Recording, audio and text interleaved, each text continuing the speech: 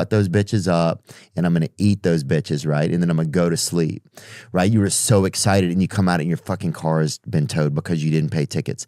All that shit, dude. My friend and I slept in the McDonald's ball pit. We would jump the fence and sleep in that fucking ball pit. Whoa. Because it was like kind of some more space to lay out, right? Wow. Like if you got under the balls, there's hair in there, there's coins under there, but there's a little bit more room for your body than like, because we tried to sleep in his car one night and it was just a nightmare.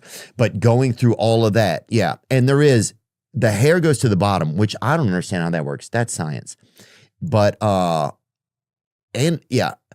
They should they should see what's in the bottom of a lot of these. It's not good. But yeah, we would jump over the fence and sleep in one that, you know, that closed at 10. We get in and just get five hours of sleep or something, you know? Oh my God, I'm so but sorry. I could relate. No, it was awesome. It was fucking great stories. Yeah. One night we're in there, dude. We're talking shit to each other, laughing and stuff. And a fucking Asian guy's on the slide. He's asleep.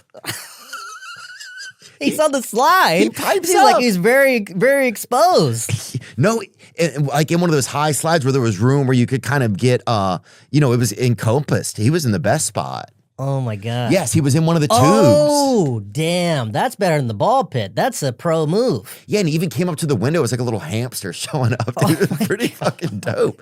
But dude, that was like, but you forget about all the pieces of the things and the moments that like were so big. And that was in L.A.? And that was in L.A. And I think Which McDonald's in L.A.? It's on Wilshire Boulevard. Like Wilshire and... Does that Asian guy have a podcast now too? I hope he does. I think it's Ronnie Chang.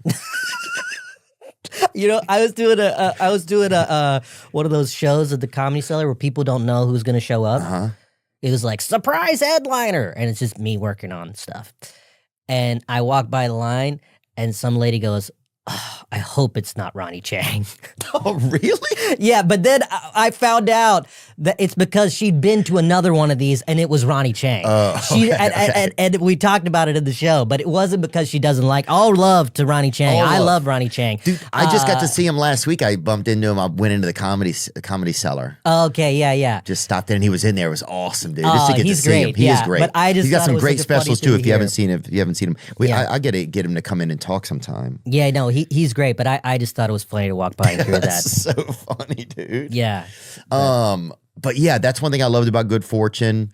You and Seth Rogen are you guys are buddies, I guess it is. Yeah, Work buddies. And we spoke about this movie, and, you know, if anyone listening is going to see the movie, please, you know, see it in a theater with the crowd, because we were talking about these movies like... I think it's worth it for sure. It definitely felt like you. a real movie to me. It didn't feel like some forced shit, you know? I know like they're like, you know, sometimes you get these movies and it's like, you know, shit feels forced or too fake or like it's not real. I didn't feel any of that. I didn't feel like any pandering for some like social causes or any shit like that. No, it's just trying to be very real. Yeah. And very funny. And you know, it's good, dude. I'm fucking excited about finishing it. Oh. Because your character starts to get like, what the fuck? I thought he was great. And then he's like, but you see the different parts of us that can come out and come to the surface when different things like are attached to us. Yeah.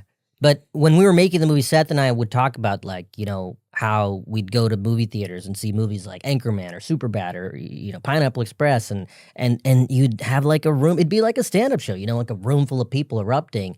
And, you know, it's like what we feel when you do stand-up. Like if we did stand-up and there was only like one person in the crowd, that's not the same thing. Like the people make a difference. So like seeing a movie, a comedy in theaters, it's something that's kind of gone away after the pandemic and everything. And I hope we can bring it back. I mean, we were just in Chicago last night and we screened the movie. We've been doing these like little secret screenings, and I've been sitting in a little bit and watching it. And I'm like, I don't even remember the last time I've been in a packed theater watching a comedy. So I hope the movie works and that people get to make more comedies and they get to see them in theaters, because, you know, it's something that I miss. And yeah, I mean, especially because our movie's like an original movie, a comedy, theatrical.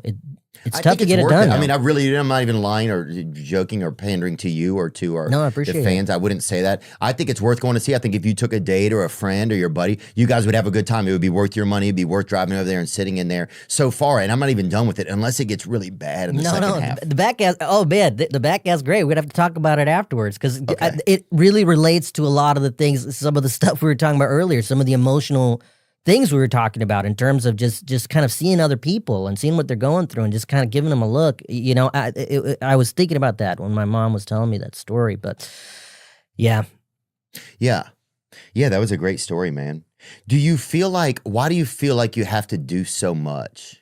Because this is something I've struggled with in my own life. Like I think I need to have a kid or something, because I feel like as I've gotten older, you know, I do things like, oh yeah, I was. But you're so prolific. You've done so many TV shows. You've written. You've directed. You've won. Haven't you won an Emmy before? Yeah, won 2 Emmys. Damn, brother. Gang. Yeah. But I'm just saying, like, and sorry, I don't know a lot about that. No, it's fine. But doing too much. Why do you ever know why you feel like you? Because some people, they could do half of that and feel extremely accomplished, and they would be. But do you feel like, is it financial, which is fine? It's definitely nice to have money and have security. Is it like, is there something that you find? Because it's not financial, because doing movies, I technically would make way more money touring. I'm like losing money doing these movies. Like trying to make a movie for theaters, it's kind of like trying to be like, hey, I want to build a Tower Records. Good luck, Aziz.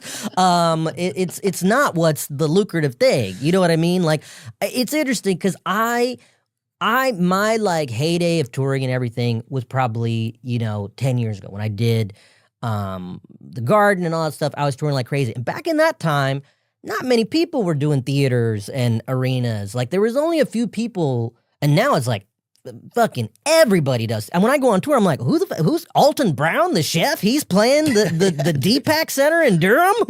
He's just chopping food up and people are coming? Everybody's on tour, dude. There'll be a dude Julianing a carrot for 11,000 people. Yes, and you're like, what? Dude, Is It Cake? That TV show, Is It Cake, is going on tour. I'm like, yes. Who gives a fuck? Is It Cake tour? And you're like, wait, that's what I'm competing with? Just people in the stands with binoculars trying to figure out if it's cake. It was not like this. At 70 yards. It's ridiculous. Who cares? It was not like this. Who cares if it's fondant?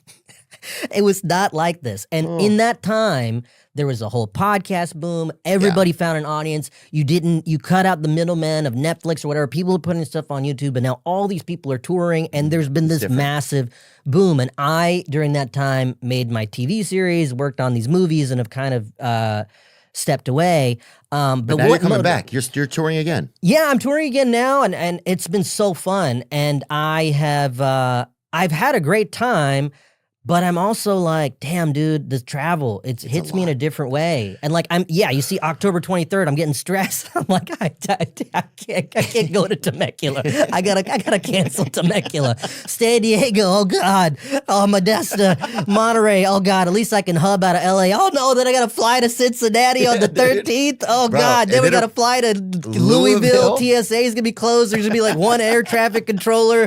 Then I'm probably gonna go down on my way to St. Louis. That's gonna be delayed. Ooh, Indianapolis will be fun, dude. Indianapolis. Then I go see my family in Charlotte. That's nice. I love Asheville. Asheville's a great town, and Savannah's a great town. Savannah's beautiful too. Yeah, I love the show, and I love being in the different cities because when you tour, you form a relationship with these cities, and you're happy to go back. You're excited to go back. You're excited to see like, oh, look at this crowd. This one's different. This energy. This place is different. Yeah, and what's so cool is, and I think this is why people like to go to live stand up is like, even if you watch in special, it's not the same as that show in that town, and it's really fun. Yeah. And for me, like this tour, it's been fun because I haven't toured in a while, so it's a lot of stuff has happened. I've been married. Me and my wife are trying to have a kid, and to go back to the thing we were talking about of like doing too much, like the movies, I feel like that comes from like I have an idea and I have this vision of, and it sounds cheesy to say vision, but I have a vision of something I want to execute, and it's something I'm really excited about, and I'm like racing to be on set to do, like, it could just be like I'm writing something now and I have this one scene, I'm like, oh man, I just want to shoot that scene. I like think this would be